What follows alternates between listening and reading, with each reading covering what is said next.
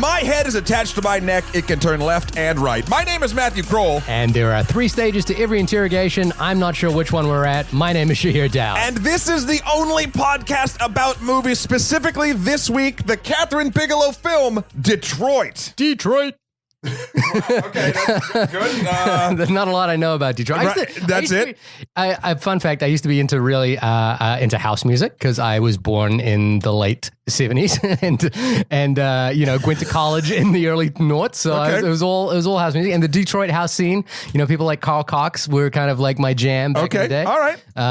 So you know that. I know that. Good. Wonderful. Also, Detroit is the house of the home of the motor industry. Oh, the one now defunct motor industry, but it's coming back according to Eminem. Yeah. Also true. So this week's is going to be I hate to say it's not going to be a downer. It's going to be interesting on different levels than we normally talk about. Although increasingly, due to the state of the union, we've been talking about it more and more because it's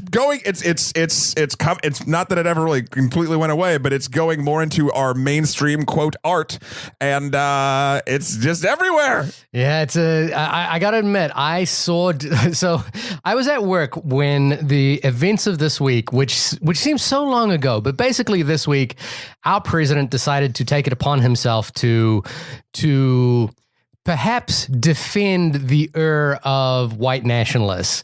And I was so taken aback by that moment that I just felt like weird for the rest of the day. I felt like, wow, what as you should. Yeah, I felt very, very strange and unusual for the rest of the day.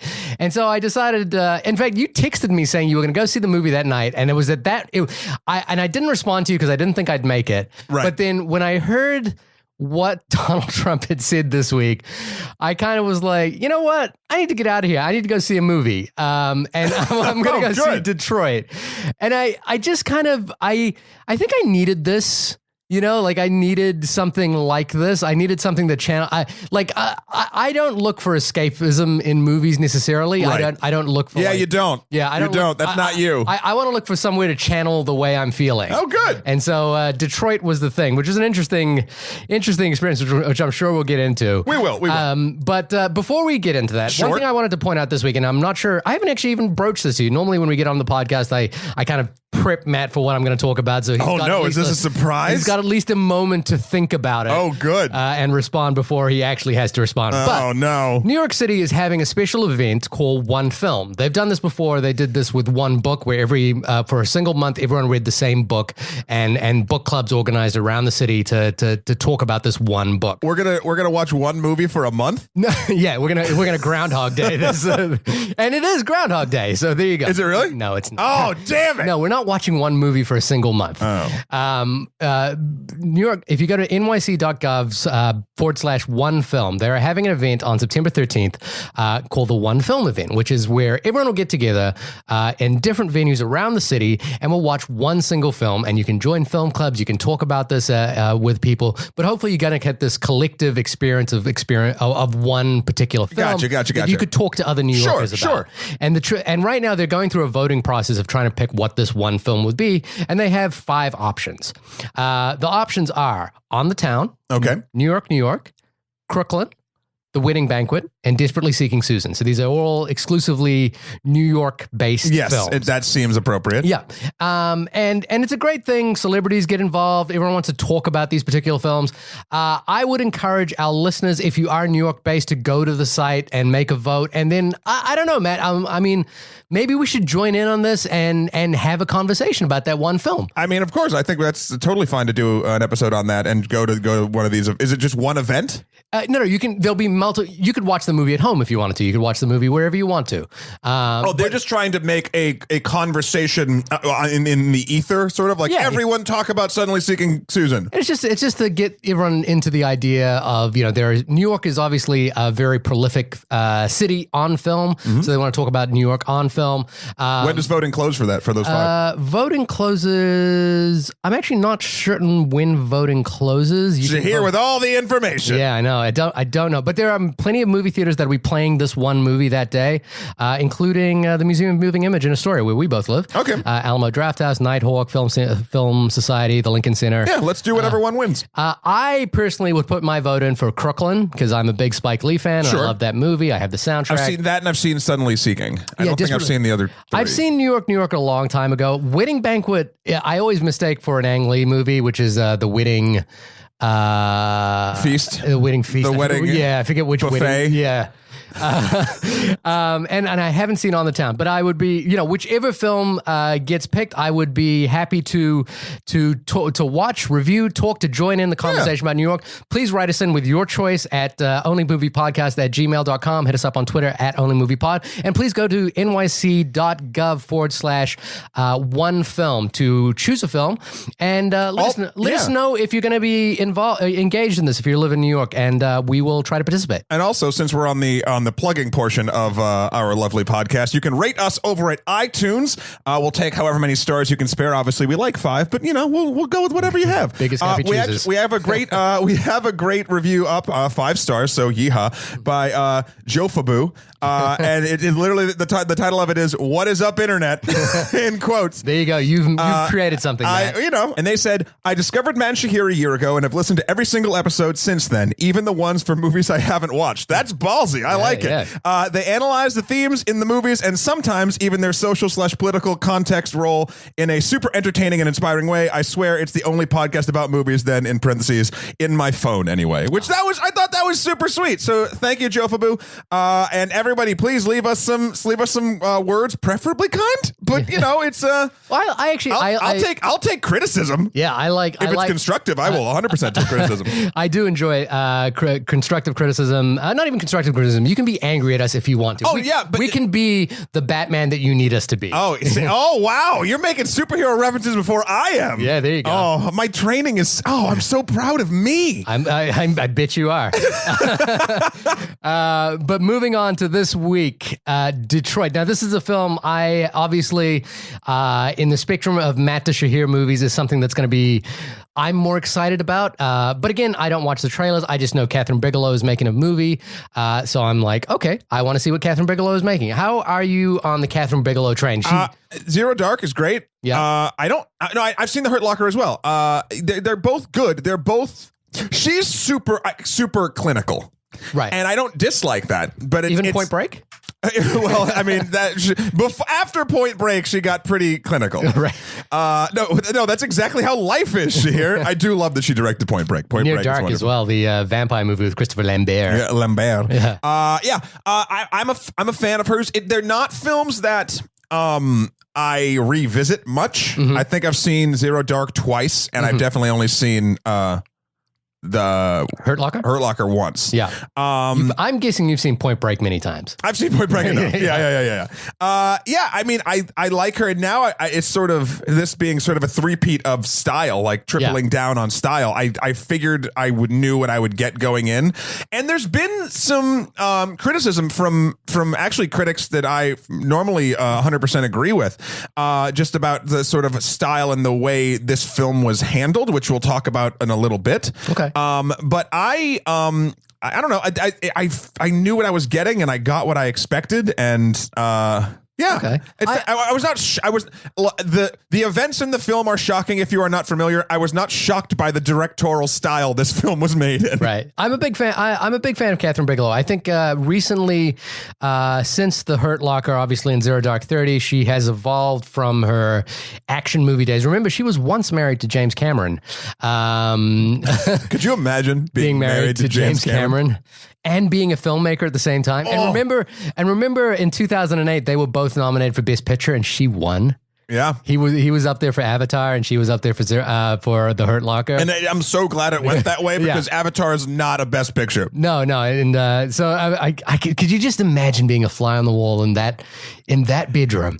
I was going to say that green room, but any room that they're in. But, well, actually, I was going to say the green zone because I think she has evolved into a less jingoistic Peter Berg, even though she's a much more experienced filmmaker than Peter Berg. Sure. And closer in line to someone like Paul Greengrass, who I think has managed to do that surprising thing of infuse action, like, and high caliber action with politics, which is something that Paul Greengrass is very well known for, very, very good at. Yep. The Bourne films, obviously United 93, and The Green Zone, which is how I brought that. I wrapped that up. So and I think she has she does that thing, which is that I don't think she is trying to make, she's not enamored by art direction or focused cinematography. What she's good at is capturing the events unfolding in a way that is both at once visceral, realistic, and immediate. And that's a really tricky thing. It's a skill set that very few filmmakers can do well. I mean, you remember back in the late noughts, the thing became about shaky cam. You know, people being pissed off at shaky cam all the time, which is something I think Paul Greengrass kind of pioneered in many ways. And I think Kathryn Bigelow is a filmmaker who employs that technique, but with far more success because she employs it in a way not to disorientate the viewer, but to place the viewer in the scene. Right. So I think she's very, very good at that. And so I do like it. That's it. I think The Hurt Locker is miraculous. I think I love that film. I think it's really phenomenal. I love Point Break. I think Point Break, Johnny Utah gets me every time. Seeing Gary Busey ask for meatball subs. I don't know why. I just want to have some of those meatball subs from LA. Oh, hold on. Side note. Okay. Is this a side note? You've been very active on social media asking about like food in movies this week. What the hell is up with that? I was bored and I started thinking about food in movies. You tweeted like, I think, or Facebooked or whatever, like 10 or 15 times different things, questions about people eating food in films. And I was like, what? And then one of your friends is like, are you drinking again? And I was like, yeah, I think so. Like, what? I don't know what it was. I think I was having a sandwich at the time and I was just thinking about, I think it started with two things. Okay. One was, there's one scene in the movie Philadelphia where Denzel Washington is eating something at a library. And the way he eats it, he makes it seem like this is the most delicious thing he's ever had. He basically stuffs this whole thing into his mouth. And there's a YouTube channel called Binging with Babish, where a chef goes and like finds food from movies and like prepares them. Like he did the milk steak from It's Always Sunny in Philadelphia. Sure. It is the Baby You Can Chive My Car from Bob's Burgers. And I just wanted to know what this food was. I just wanted to know I was on the train eating something and it just popped into my head and I was bored. And then that led into a train of thought. And I was in the middle of something where I had a lot of downtime. And I was just like, oh, what other foods have I never really thought about? You went down that K-hole hard. My favorite was, what does Batman eat when he's out vigilanteing for a night? I don't know. It just occurred to me. It was like, when does he stop for food? The Lego Batman movie answered that. It's lobster thermidor and it's when he gets home. But that's when he gets home. I'm saying like he needs to like, I think Batman is a guy who carbo loads at sunset and like has protein shakes before he goes out. Possibly. And like, but I was just like, it is interesting. You never see Batman eat as Batman, or at least I haven't. Spider-Man is always pulling up his hood and just eating. He got a churro in the last movie. Yeah. So, anyway, all right. I was just curious. Side note, meatball subs, Point Break, Kathryn Bigelow, we're back. Email us with your favorite food movie questions at shahirspersonalemail.com. But actually I don't know, maybe we could do a subject about a topic about this. onlymoviepodcast@gmail.com. And hashtag, I think I've there's only 10 tweets about this and I'm the only one tweeting about it, but the hashtag film food. I thought film food was an actual thing. And I was maybe he's having a conversation with someone. But when I saw 10 things go by with no one replying, I was like, oh, he made it up. Yeah, it's just my thing. We got lots to talk about on food on film. All right. But back to Kathryn Bigelow. So Kathryn Bigelow has evolved, I think, after the success of Hurt Locker to be the filmmaker of the now when it comes to U.S. rhetoric. Zero Dark 30 was obviously a controversial film about the assassination of Osama bin Laden. Yeah. Some would say assassination, some would say apprehension. Depending on which way you look at it. And I think I'm not a huge fan of that movie, but I don't think it deserves the vitriol with which it's placed upon, because I think People are angry about it? Yeah, well, people are angry about, and this is going to lead to my first big question that I thought about when watching Detroit. The question that comes up recently, and I think that we're seeing a lot more of, in respect to films like The Big Sick even, is who owns a story? And who has the right to tell a story? And I think, we're seeing, like in the case of, and this is going to come into play a little bit better when we get into our race and representation conversation. Yeah. But films like Dunkirk, for example. We're pitching so many other shows other than this one right now. No, I'm gonna wind us back. All right, cool. A film like Dunkirk, for example, has had a lot of criticism thrown its way because of the way in which it depicts the Britishness of the Dunkirk evacuation. For example, there have been many articles saying, "Well, why aren't there any brown people on that beach?" When in fact there were many Indian soldiers who fought for the British Royal Army, who we never see in that movie. Why? And we both, when we were watching Dunkirk, made that comment. It's hard to distinguish who's who because everyone's like a black-haired white guy. Literally everyone looks the same. Yeah. On that beach. Which would be a racist thing to say if we leveled it at another race. And it's an interesting point that we're at. And of course, this again ties into what happened in Charlottesville this week, as everything inevitably does. We are time is a flat circle, and Trump is the center of it for some bizarre reason. Chaos is a ladder. Other fictional characters giving us words of wisdom. But my question is, and there has been a lot of debate around the movie Detroit, is who owns the right to a story? And I don't mean that in a commercial sense. I don't mean like who literally can commercially banter their right. Okay. But say, for example, let's take another tragedy. Let's take one. Let's take a tragedy. Let's say the Trail of Tears, the exodus of the Native American people at the behest or at the ordering of Andrew Jackson's Indian Removal Act, which saw basically the almost genocide of an entire people. Sure. Who do you think owns the right to tell that story today? Are you asking me? Yeah, I'm asking rhetorically. Everyone? You think so? Yeah, because they're all going to tell it from a different perspective. Do you think an entirely all-white American group of filmmakers, actors could tell that story effectively? Oh, got you. Sure, because at the end of the day, something we've talked about a lot on this podcast is this is breaching into another subject. I'm going to try to tie it all together. Yeah. Talent outweighs everything else in entertainment. But what I mean by that is we've talked, this is sort of a side thing, but we've talked about like people who've done horrible things that were like, oh, we still love their music, or oh, we da-da-da-da. Yeah. So if something is done well enough, then I think anybody can do it. Now, is it tactful? Is it correct? Are you getting all of the small details right? I mean, probably not. But I do think as far as a historical story goes, anyone can tell it. Because it's and no one's going to get it right. I mean, it's always going to be tainted by hindsight and opinion and what side people fell on during it.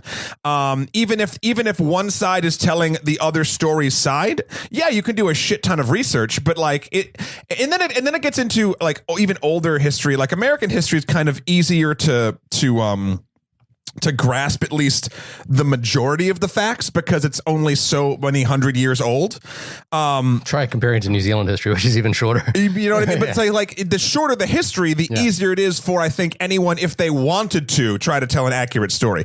I think anyone should be able to tell a story. Now, that's the same sort of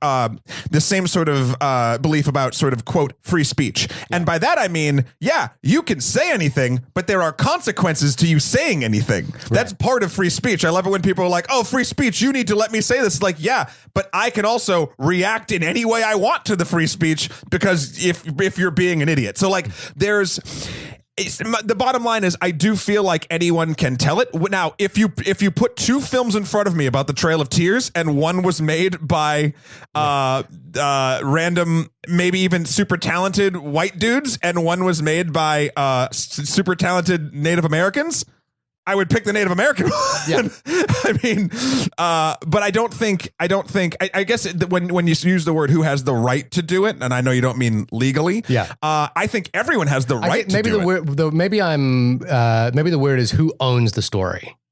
Everyone, if it's a historical story, everyone owns the story, and they're all going to put their own spin in it. Now, that doesn't mean that that doesn't mean that both sides are sort of morally correct. Yeah. But I do think that anyone can tell that story. Yeah. It's just that it's not. I don't think it's going to be as correct or as good if not told by a certain side. I guess do you know what I mean? Like, yeah.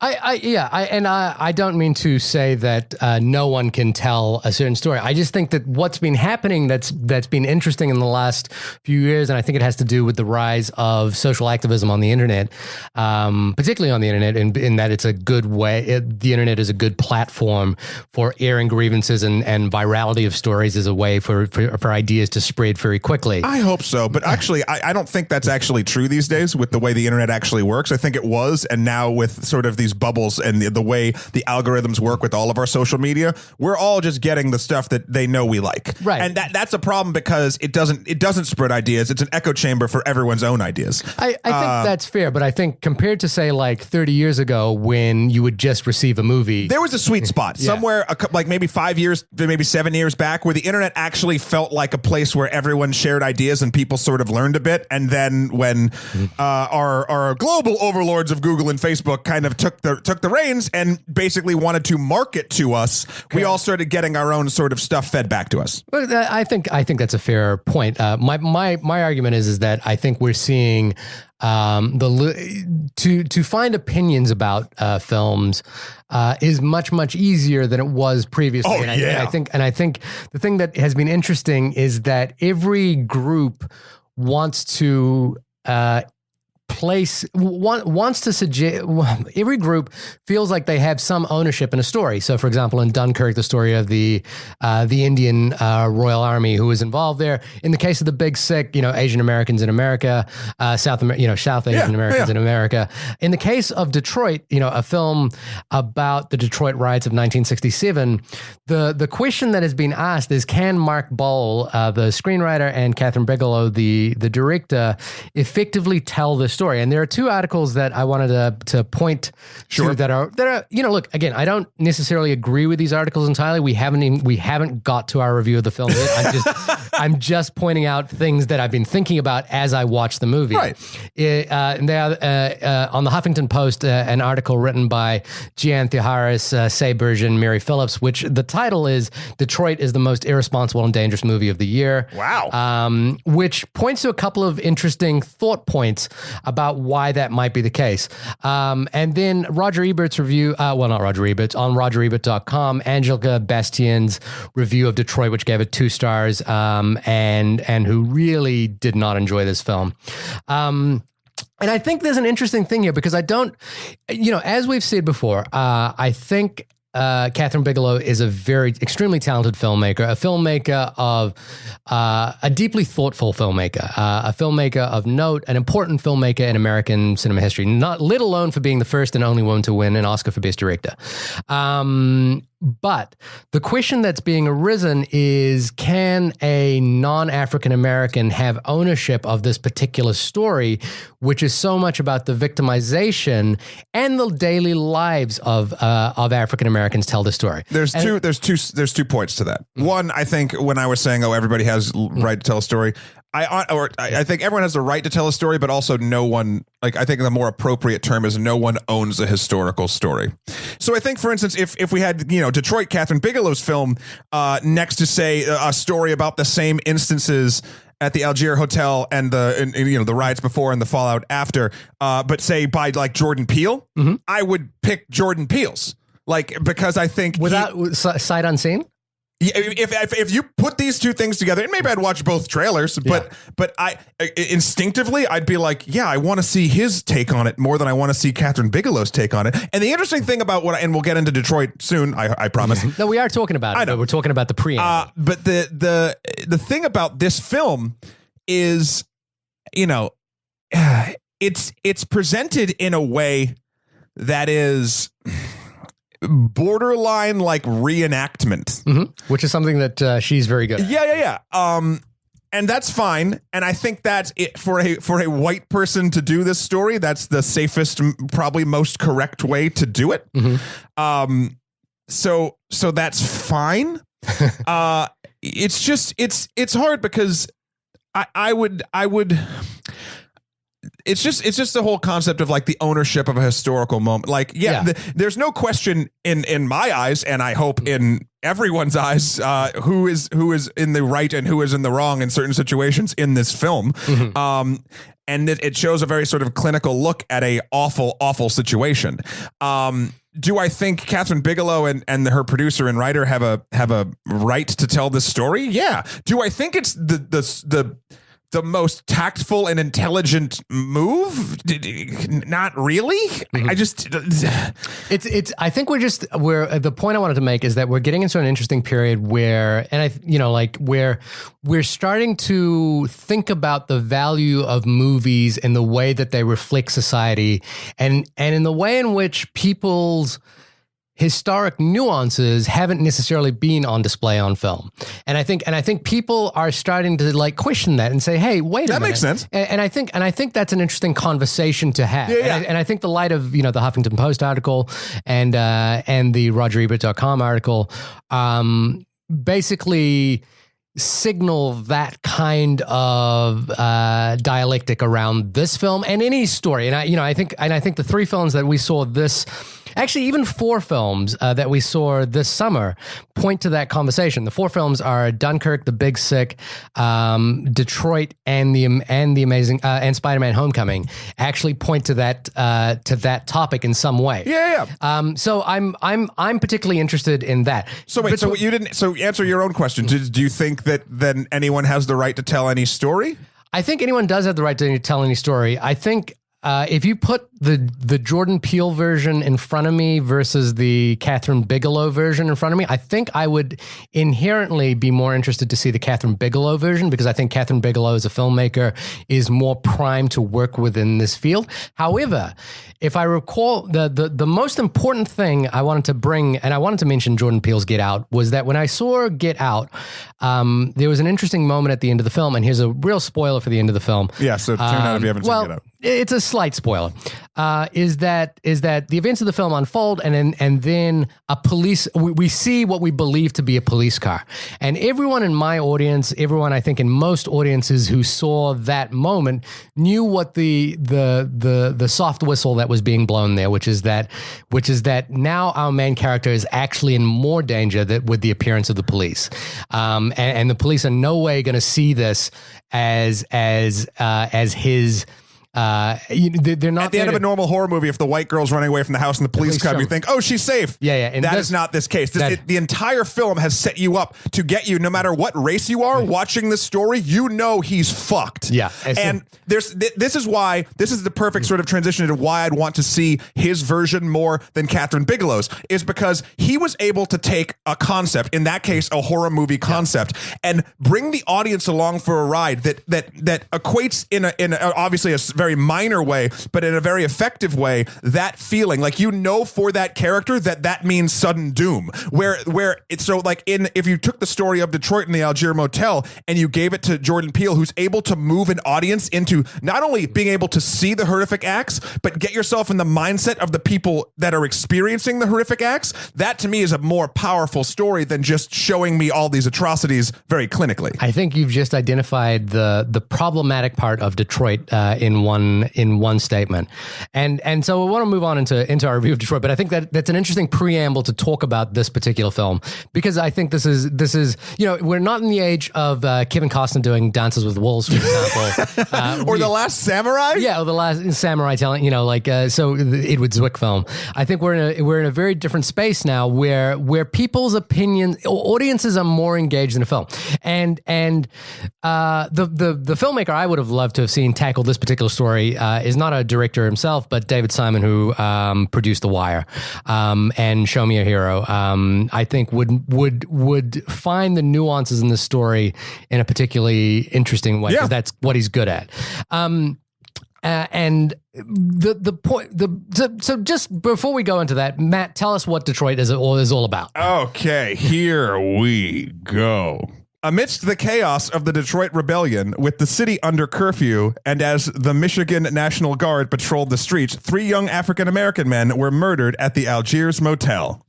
So what do you think so here's the problematic part. Now, first up, I'll just say I did for the most part think that this is a very worthwhile film to watch. Yes. And it's interesting that I use that word, and because it's not a film you can easily recommend. I use the term, and I've said it before, film as medicine. Yeah.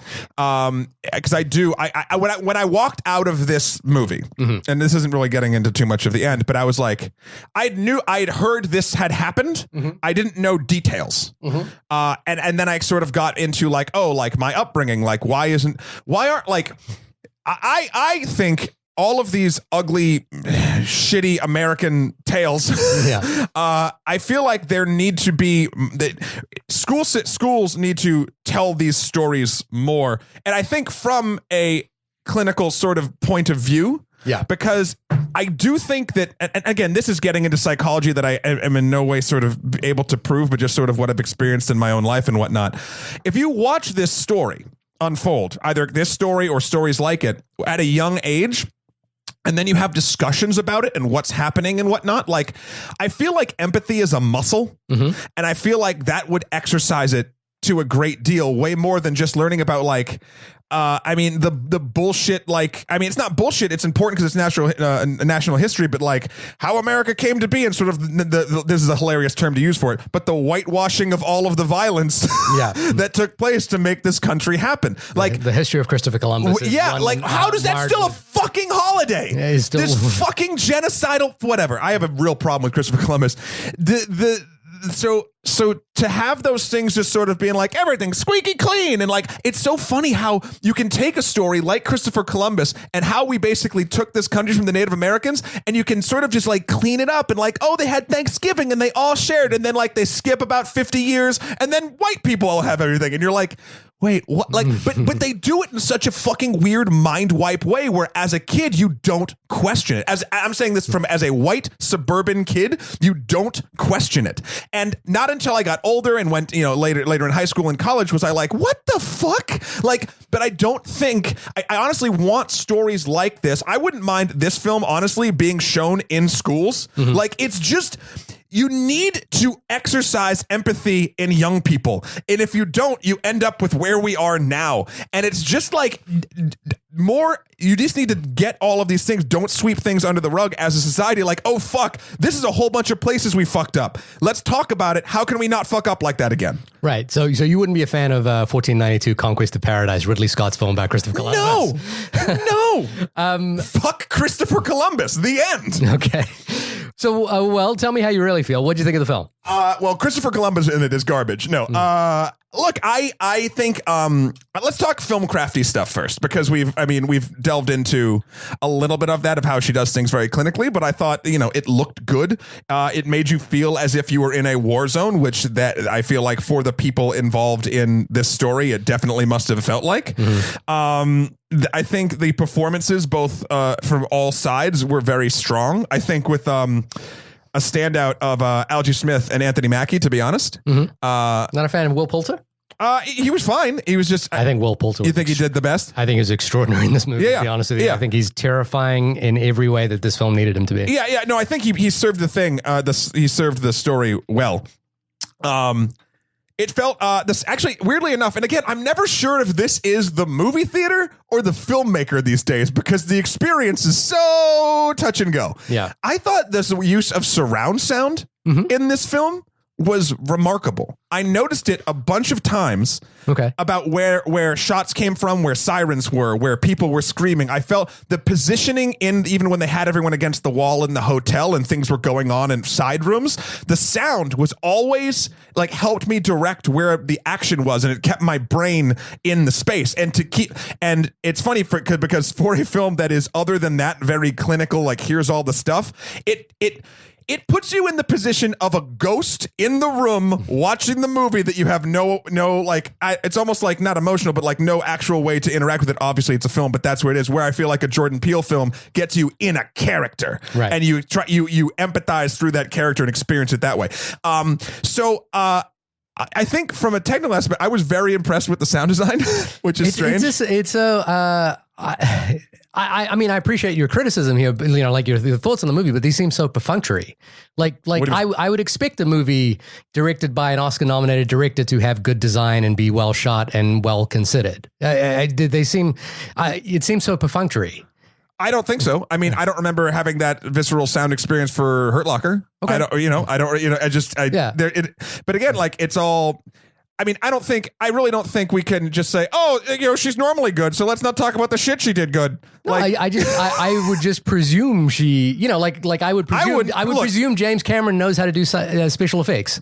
You know what I mean? Yeah, but you still were reviewing an entirety of a film. We're not just reviewing a part of a film. So I was talking about that part. Fuck you, you're perfunctory. I'm talking about the movie, like the physical crafting of the movie. Okay, all right. Sorry, I apologize if that was taken the wrong way. What the fuck was that? Yeah, okay. Why are we talking about cinematography? That's just dumb. So I do honestly think it's filmmaking is medicine at the end of the day. Yeah. And then I do feel like we always get back to this, at least I do, is the advertising of the film seemed off. You watched the trailer right beforehand. Yeah, right before I walked in here. But I did see a couple of posters, and there were two interesting posters. I know, I want to talk about the posters too, but I'll talk about the trailer, then maybe you do the posters. Okay. So Shahir's watching it on his laptop, and I hadn't seen the trailer in a long time. And I'm hearing the trailer, and the entire sound design of the trailer sounds like it's a fucking Transformers movie. There's a lot of and like there's a spot in the movie where one of the deputy mayors or something is standing on a car like talking to the crowds of people during the riot, and it's like and he says the words "change is coming." Mm-hmm. And in this trailer it like echoes that over and over to a beat. It's like "change is coming, dun dun dun dun, change is coming, mm-hmm. And you're like, if I'm not watching this and like just sort of tertiarily listening to the words, it could be it could be Transformers 6, the dumb nonsense. Like it's very weird that they're advertising this. I mean, it's not weird. I get why they're doing it, but that brings me into a point of like, well, we've talked about war movies before, but now we're talking about fucking national tragedies, and should that be a form of entertainment? And that's a bigger question than we have now. I think the point that this is that this film is raising is that for many people, Detroit 1967 was a war at home. Yeah. And it gets into that question that we asked about Dunkirk, which is that what value does replaying a war movie offer a society? And I think, in the case of Dunkirk, I think we all kind of, sorry if I'm paraphrasing your opinion on it, but I think my opinion on it was that it was a very gripping retelling of the event, but not necessarily one that offered a perspective that I thought was unique or even worthwhile or valuable other than a reference point that this happened. Yeah. And I think the thing about Detroit that is interesting.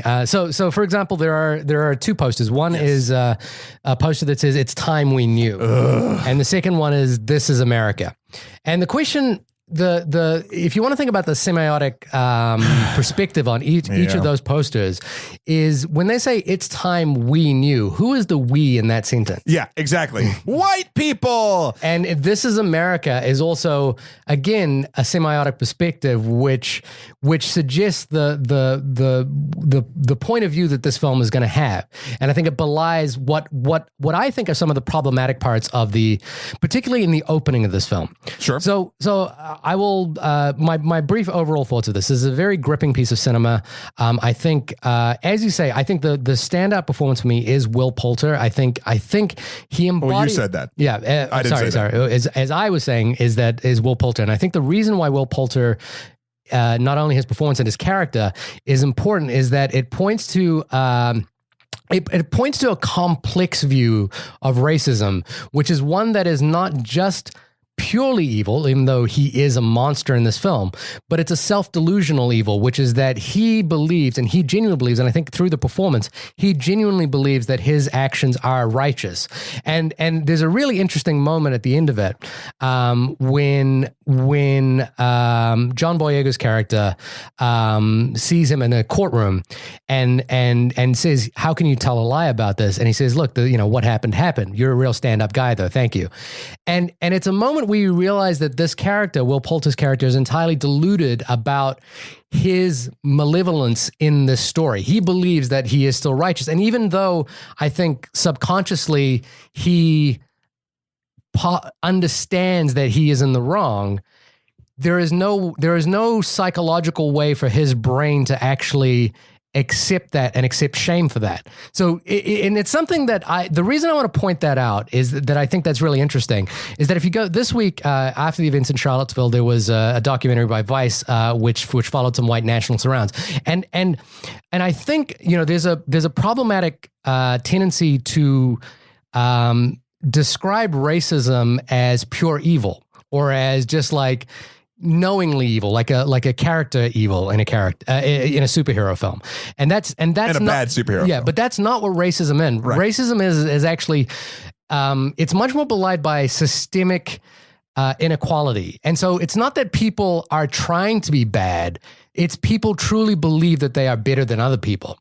And I think that's what's powerful about Poulter's performance in this film is that it opens with him saying, "We have let these people down. We're letting, we're not helping these people." And then it's followed by him shooting a looter in the back. And I think that dichotomy between what he thinks is doing is right and his actions is really what makes this film complex and interesting. And that comes into play in the second half of this film when it becomes about the Algiers hotel. My problem has to do with the first half of this film, and I'm thinking about it in reference to another film that we saw this year, one that I was very enamored with, The People versus O.J. Simpson. Yes. Which The People vs. O.J. Simpson does a similar thing to set up the Watts riots. And the thing about the way The People vs. O.J. Simpson sets up the Watts riots is it gives you and I know you thought that the film was too long, but I think it was masterfully. I wasn't going to bring it up. I think it was masterfully done, and it's something that this film doesn't seem to do, is that we understand the societal and historical context that causes someone to throw a brick through a store in their own community. It gives you a historical context, a societal context, a level of frustration that makes that make sense. And in the case of Detroit, I feel like they kind of they give you this opening monologue through a series of paintings about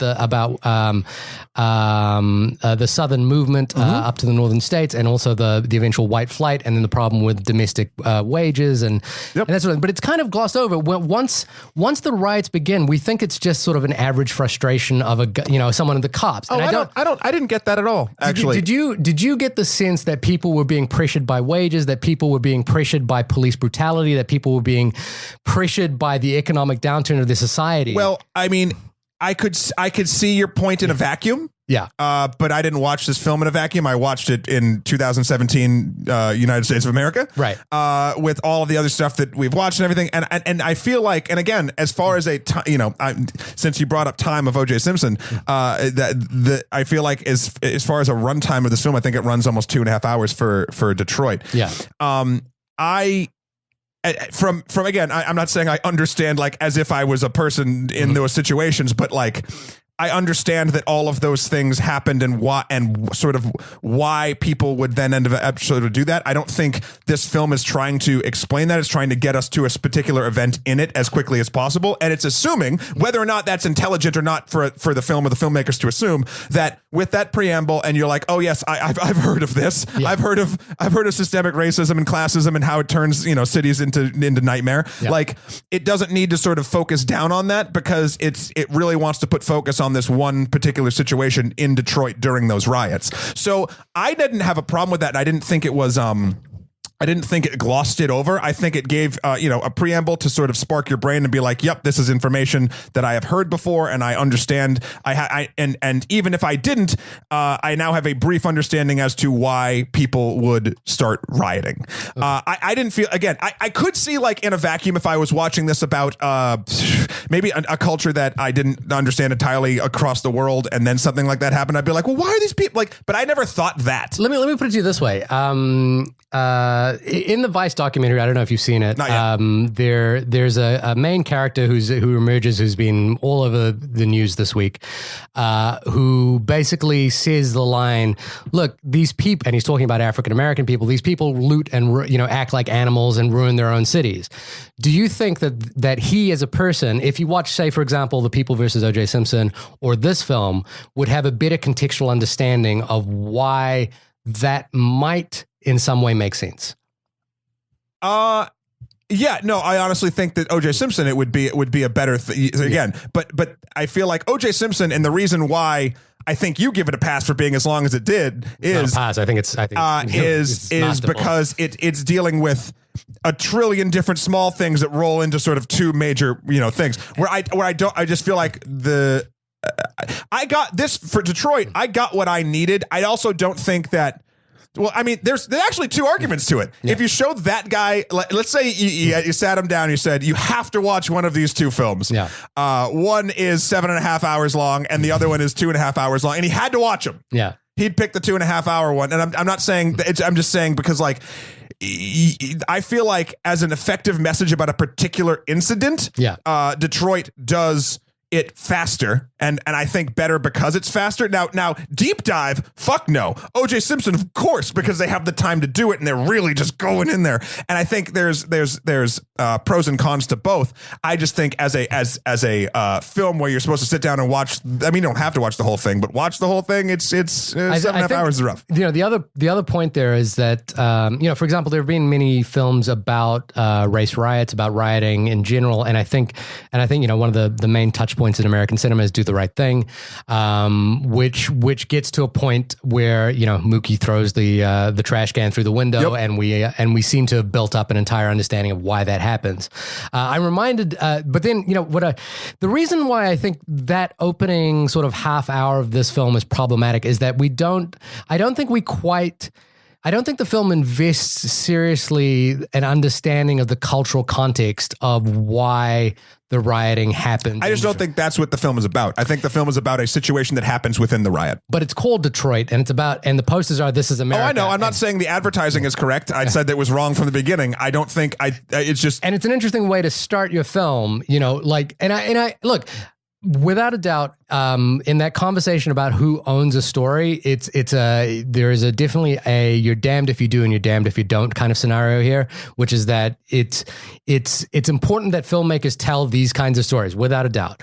You're also damned if you do, because everyone wants to have ownership of stories and everyone has a point of view now, and everyone has an ability to voice that point of view. So you're damned if you do and you're damned if you don't. And I think the tricky thing about this particular film is it's dealing with such a, if the example of the audience gasping at the end of Get Out is anything to reference, not only that, but also the riots in Ferguson, the ongoing cases of police violence and brutality that we still hear about without any repercussions, then this is a particularly sore subject for American audiences. And I think to gloss over the notion of why there might be a legitimate frustration, and I do legitimately think that this film tends to gloss over that at the beginning because it isn't circulate. The beginning also isn't circulating our main characters. It's just kind of circulating a couple of characters who become peripheral towards, and then eventually it lands at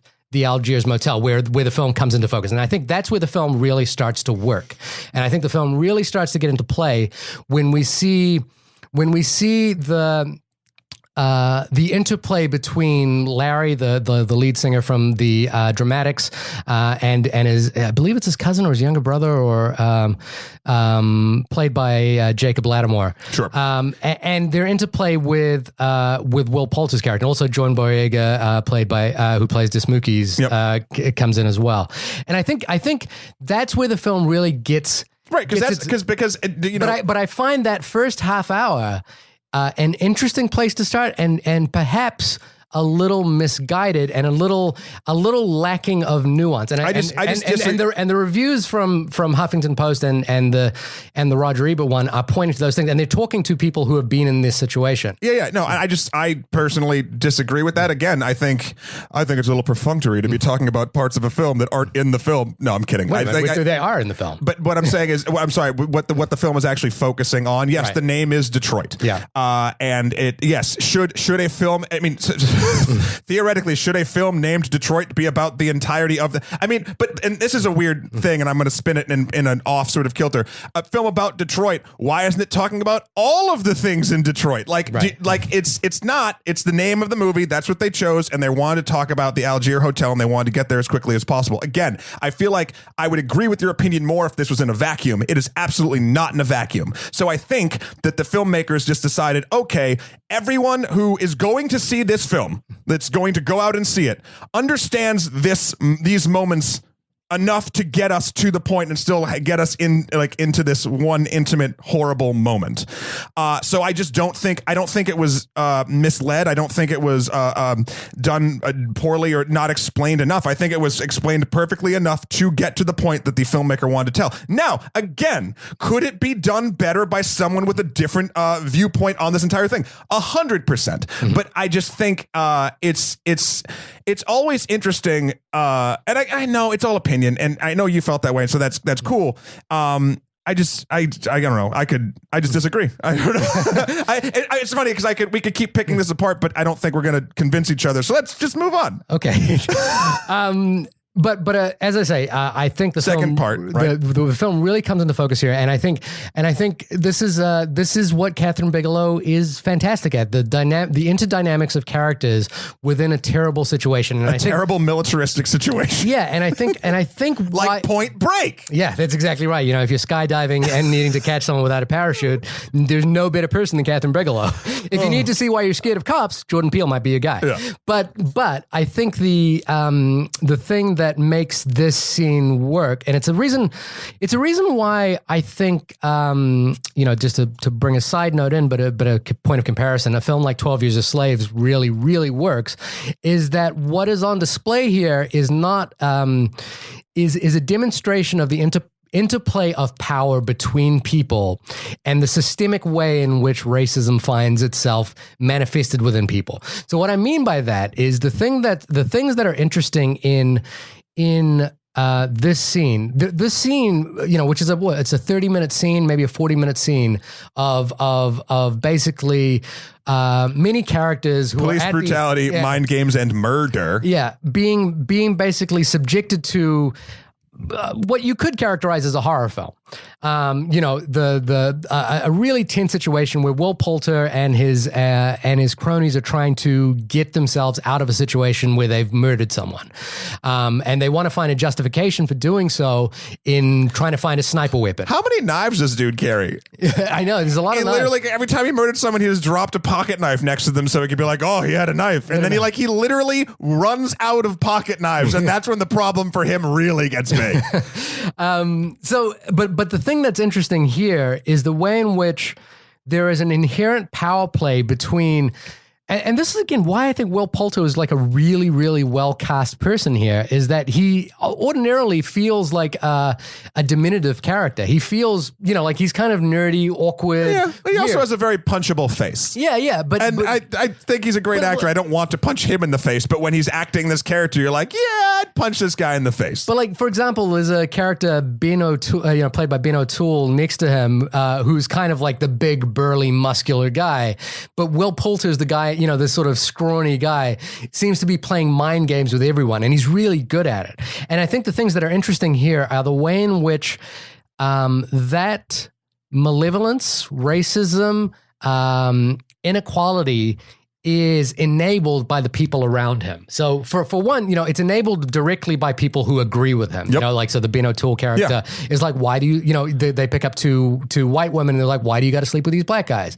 And he says that explicitly. Yeah. But moreover, the state police comes in and says, well, they've got their, you can't do this. It's got their Bill of Rights. But then they look to the police and they go, well, I'm not going to get involved in this. And that's this thing, which is that it's a demonstration of systemic of systemic injustice. And I think the last half that's of injustice, even like through a lens of just pure, like it's weird. Like it's horrific, and it's more horrific because it's just through laziness and fear of keeping your own.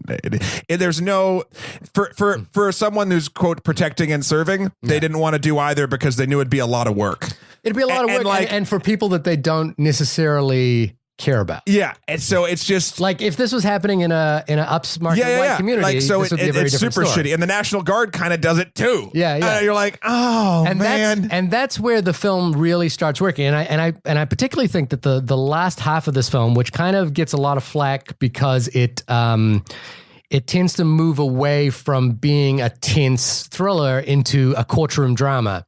Like it gets a lot of flack because it's not as exhilarating, and immediate in the way that first half is. But it demonstrates the systemic injustice which led to this, and it's something that's still true today. You only have to look as far as Tamir Rice or Mike Brown or anyone. Yeah, if someone's getting upset with the third act of this film because it's not as super intense and sort of terrifying and just horrific as the middle act, shut the fuck up. Because I'm dead serious. This is not an action movie. This is not Transformers where you're going to get this big fucking giant nonsense thing in the third act. Try to fucking learn something. Like, this is how the world worked. It was kind of still works, but worked at this time.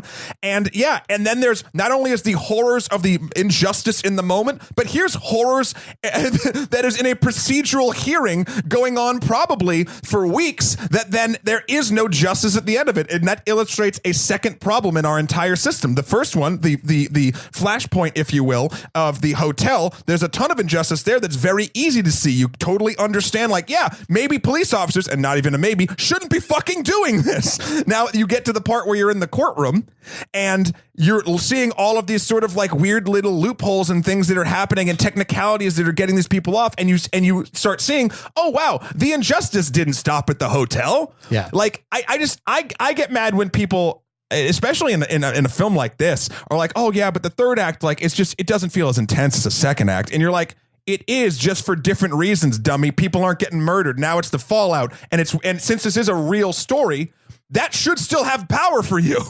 I mean, I actually don't disagree with people that the third act is, like, to me, the third act, it's interesting because it collects on the nuances of the second act in interesting ways, I think. Yes. But I don't disagree if people find that the third act is lacking not just the intensity, but the immediacy of dealing with a problem through action. And I think that's what people are responding to. That third act becomes more like it's just a different part of the story. No, but it kind of becomes more like you hate white text at the end of a movie telling you what happens next. I think this third act kind of feels like that for people. It's not really immediate as much as it's kind of just revealing information. And I don't disagree with that, but I think it works. Here's where I'll bridge the opinion, and I will kind of recede slightly. I think the viscerality of the second act lets the third act, any slight problems I have with the third act not feeling, and I don't think intense or interesting is the right word, because I think it's kind of both of those things. Mm-hmm. But it's to make those scenes, it definitely felt like there was, in the third act, there was sort of less, for lack of a better term, love or care put into those scenes than in the hotel. Yeah, I will say that. And I feel like, again, it's almost like an allocation of resources in a weird way, because again, I think honestly, second act is a story that they wanted to tell. You can see it. Yeah. And then they knew they had to do the beginning and they knew they had to do the end. So they're doing like this thing. But because the second act is so visceral and so powerful, I feel like I can then, any cracks I see in the armor of the third act, I'm like, okay, because second act. Now, again, I just don't like it when people like sort of the baseline of it being like, oh, it just wasn't as intense as the second. And it's like, this is a structure of this type of film, dummy. I get mad at that. Okay. But I get where you're coming from. I may have been paraphrasing the arguments of people, and I may have set up a straw man argument there, but I think that there are more complex reasons why they thought the third act is worthwhile. Oh, I like how you jumped on it right away, though. I got mad. Yeah.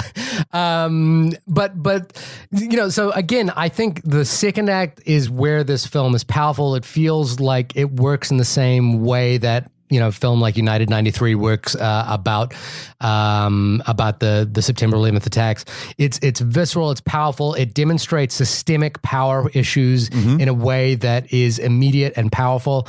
The most troubling, disturbing and upsetting moment in the second act, and we're in spoilers now, is I think so. Is that Will Poulter's character is essentially playing a mind game with all of his quote unquote hostages, where he's like taking them into rooms, pretending that he's killing them, and then coming back out and asking again. He's basically fucking with people, so to speak. Yeah, trying to get the people still in the hallway to talk and tell them where this random non-existent weapon is. Yeah, but then there's a third character who enters that situation, and I apologize, I don't know which actor it is, but who basically gets told to be part of this, and he's like, okay, you got to go back and kill him, thinking that this guy's going to be smart enough to know the difference between a game and real life.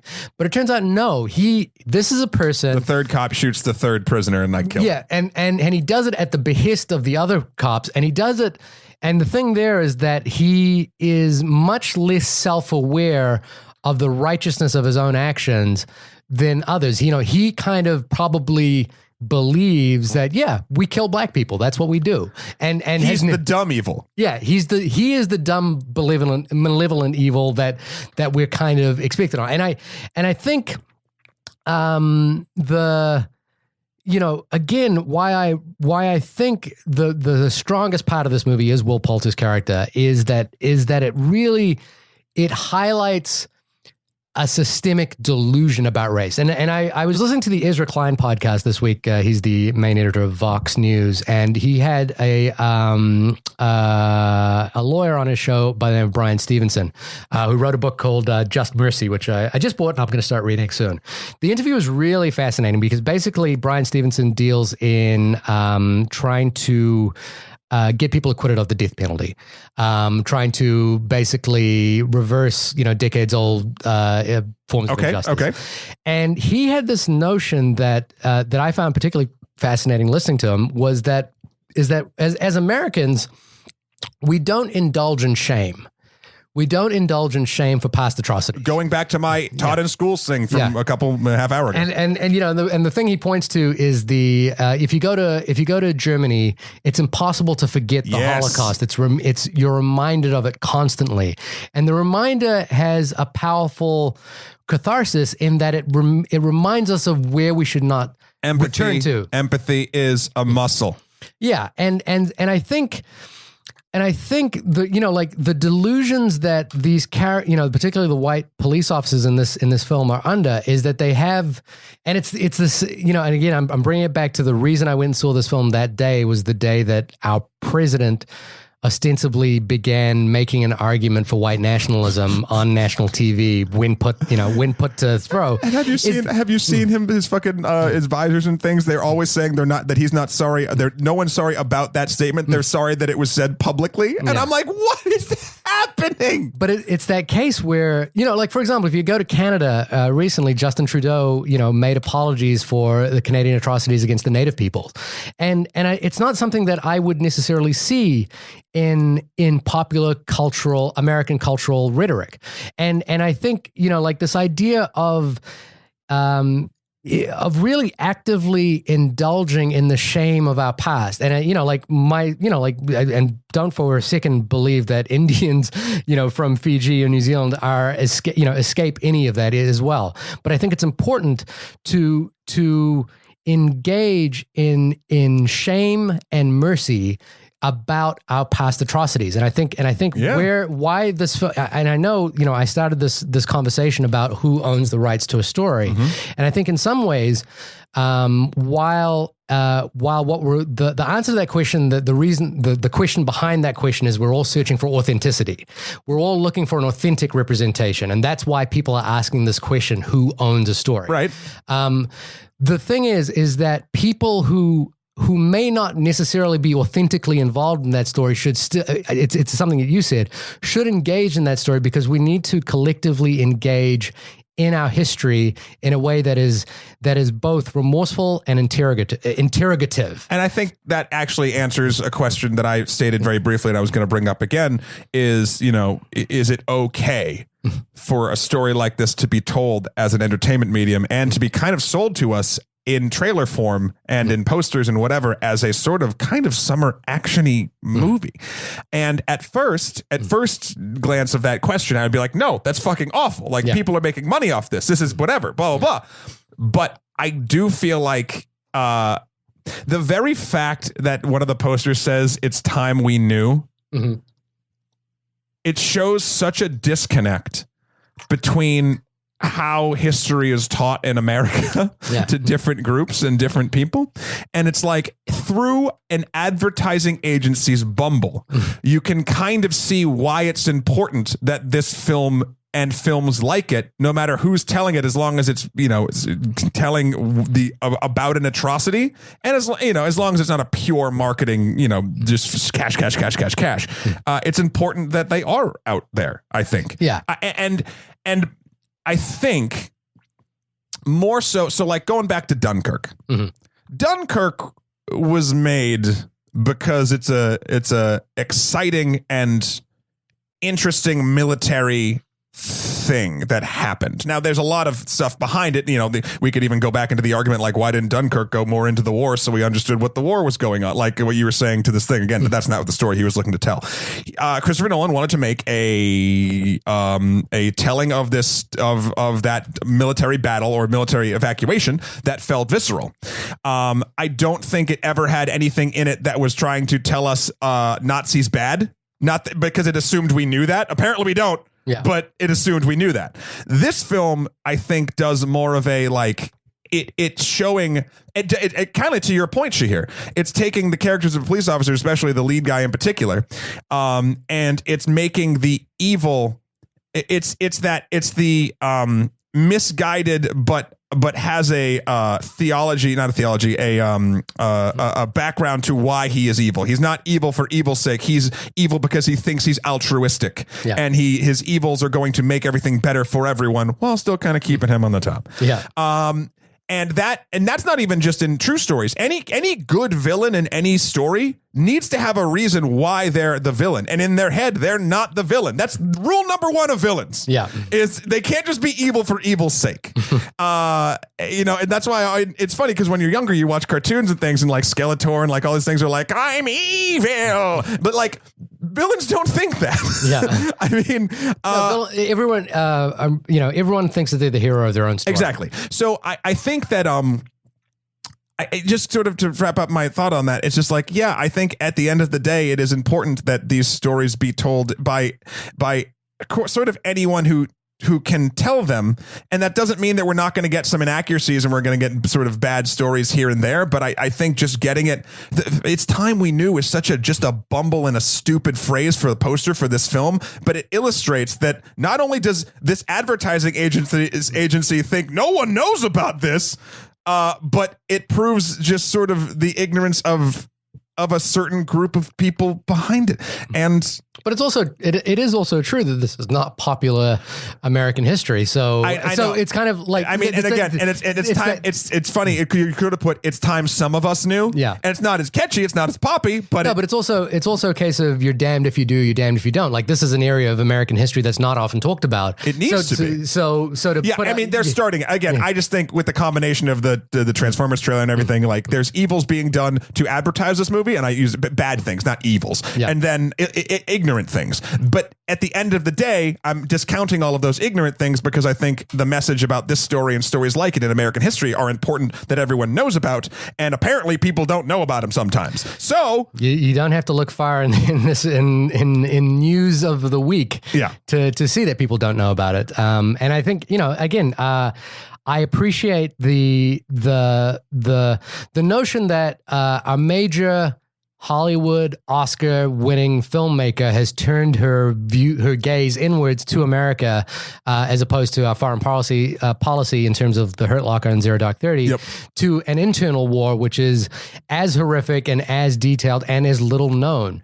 And I think unfortunately, the relevance of the digital social age is that we're in an environment now where everyone wants to claim the story as their own. And when they see parts of a story that don't reflect their truth, that can invalidate the entire story. Right. And I think we're just in this interesting period where, you know, you and I are going to have this conversation about race and representation in a couple of weeks, which I think is going to be really fascinating. Indeed. And I think we're in this interesting period where again, what I think is powerful there, what I think is true, is that people are searching for authenticity. Sure. People really want an authentic, real representation of the truth as they know it.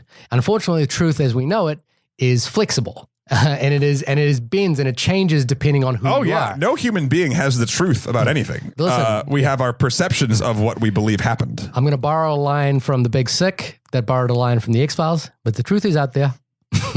Okay, we just can't see it. Final thoughts on the movie, Shahir. Just give me a wrap up and sort of like, I mean, do you want people to see it? My Facebook status with this movie would be it's complicated.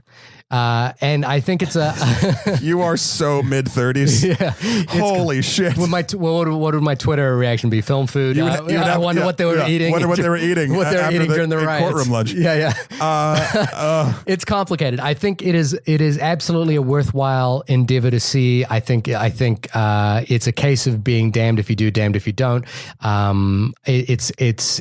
And I think, you know, again, Kathryn Bigelow and Mark Boal are powerful filmmakers of the moment who have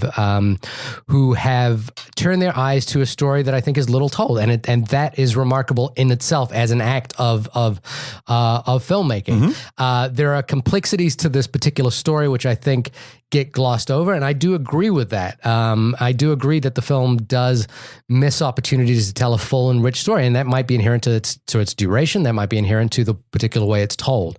But if we're in the damned if you do, damned if you don't category, I would rather be damned if you do. So I'd rather be, rather be the case that people see this and have that conversation. I would rather people engage in that conversation knowing that this film exists rather than it doesn't exist. And I think, just playing off that, I agree. I think that people should see this film. I think that some of the criticisms being lauded at it as like, say, for instance, like it doesn't take enough of a stance or a side or like some sort of like thing and it's very clinical and whatnot. I think that's exactly what sort of Kathryn Bigelow with all of these last 3 films of hers is going for. She wants these films, I think, and literally I'm putting, this is how I take it. She wants these things to be conversation starters. Yeah. She doesn't want people, and it's interesting because at the end of the day, we're talking about everything, but I feel like we might only be talking about one person's opinion if it was a more, if it was more of a sort of auteur project sort of feel to it, meaning you'd be talking about so-and-so's opinion of it rather than, oh, this is a clinical look because she's good at doing clinical.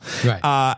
So this, I feel like they want people to obviously know this happened if you didn't, get more information if you just tertiarily heard about it, and then have discussions about it in this day and age where we need to have more and more of these discussions more and more, because it's become very clear that the fact we don't have these discussions has led to some dark shit.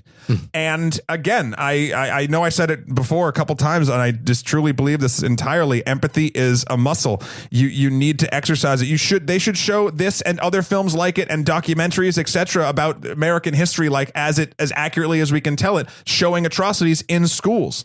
And this would fit right in there for me. So while I don't agree with some of the advertising choices and a couple sort of like minor bad things in it, I think it's very important that people see it. I think it's important that that stories like this get told, and I hope that either Kathryn Bigelow or anyone else who wants to tell a story like this does so. And so go see it. Vote with Buckaroos. I'm gonna do a little segment that I have not done for a while.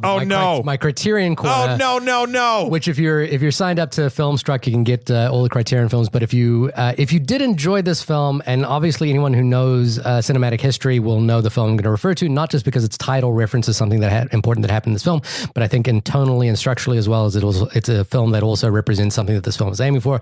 But that is The Battle of Algiers by Gielos Pontecorvo. Amazing film about the Algerian resistance from French occupiers.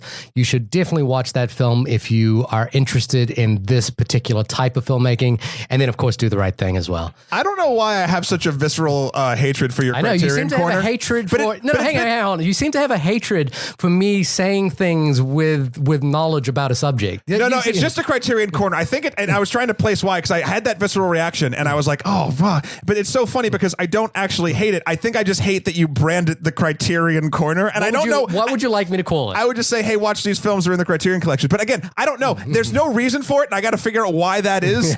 So I apologize for the visceral sort of reaction to it. I don't know. I think maybe because in my head, when you say Criterion Corner, your shame right now. No. When you say Criterion Corner, I just picture like a slide whistle going off for so like woo, and I'm like, I don't know why. I'll work on that. We all have things we can work on. Okay. You can stop calling reviewing parts of a film perfunctory, and I'll stop shitting on you for naming something a thing that it is. This has been the only podcast about the film Detroit. I think we hit some nerves today. I think we did. We're nervy. I'm excited because I think this is going to lead. This movie's going to lead us well into that race and representation conversation. Couple weeks away. I know we keep teasing it. We're gonna have a couple lighter fares between then and now. Yeah. It'll be good. But please write us in with your thoughts. I feel like we got into. The kind of thing I want to do when we do reviews, which is that we're engaging in a broader conversation about the value of cinema. Yes. And if you have opinions about the value of cinema and the value of a film like Detroit within particularly our current political climate, please write us in at onlymoviepodcast@gmail.com. Hit us up on Twitter at onlymoviepod. Matt, where can people find you on the internet if they want to hit you directly? They can find me at matthewkroll.com. That's MATTHEWKROL.com. Or you can hit me up on Twitter at EmperorMSK or on Instagram at Skeletor4PREZ. Did you do your personal stuff, or did you just do the regular stuff? I just did the regular stuff. Do your personal stuff. Okay, so you can hit me up at shahirdaud.com. That's SHAHIRDAUD. Try out the Twitter handle Film Food. I'm asking all sorts of dumb questions. You mean the hashtag? The Twitter hashtag Film Food. Mid-30s motherfucker. Yeah, don't know how to use Twitter. But how was the robot music video? September 15th? September 15th. I'm going to keep pushing it. You should. It's coming out soon. There's some trailers. If you go to nigelstanford.com, you'll see trailers for it there. Nigel! And you'll get a glimpse of it. I'm very excited for the release of that. It has been same. What, 2.5, maybe 3 years in the making now? I do feel like normally for like a friend's project that has this timetable, I'm normally like, over it. I am not over that. I want this to drop so hard. It is so good. We are going to have a special episode. We are. That comes out in the wake of that. That we recorded like a year ago. Yeah. I'm very excited for that. That should be fun. It's going to be so weirdly timed. Like if we made any political statements, I'm going to look forward to hearing it. I can't remember what we spoke about, but we spoke about a classic film. We shouted a lot and no one heard us scream.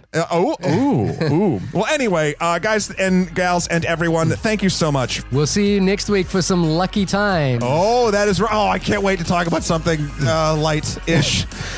See you next week. Bye.